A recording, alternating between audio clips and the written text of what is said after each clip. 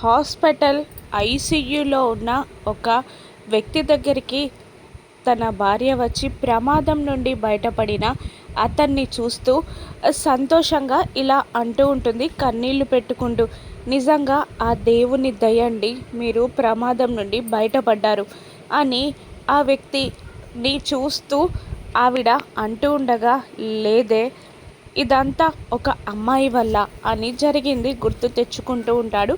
ఆ వ్యక్తి కారులో వెళ్తున్నప్పుడు అతనికి ఉన్నట్టుండి హార్ట్ అటాక్ వస్తుంది. అప్పుడు అటువైపుగా వెళ్తున్న జాను అది చూసి ఆయన్ని రక్షిస్తుంది. ఇక ఆ మాటలన్నీ తన భార్య అయిన త్రివేణికి చెప్పడంతో త్రివేణి జానుని అక్కడికి తీసుకొస్తుంది. అతను జానుని చూసి జాను అని అంటూ ఉండగా, తను మన జాను కాదండి, వేరే అమ్మాయి భాను అని చెప్తుంది త్రివేణి.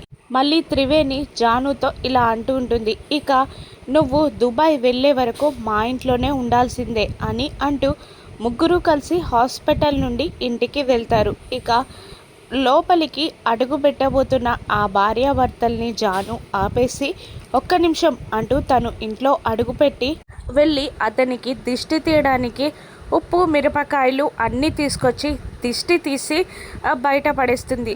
ఆ చిన్న చర్యకి ఆ దంపతులు ఇద్దరు చాలా సంతోషపడతారు. ఆ తర్వాత అతను తన భార్య త్రివేణితో వెళ్ళి భానుకి మన ఇల్లంతా చూపించే అనడంతో త్రివేణి జానుని తీసుకెళ్తుంది. ఒక బెడ్రూమ్కి తీసుకెళ్ళి అక్కడ అంతా చూపిస్తూ అక్కడ ఒక ఫోటోపై ఉన్న దిండుని తీస్తుంది త్రివేణి.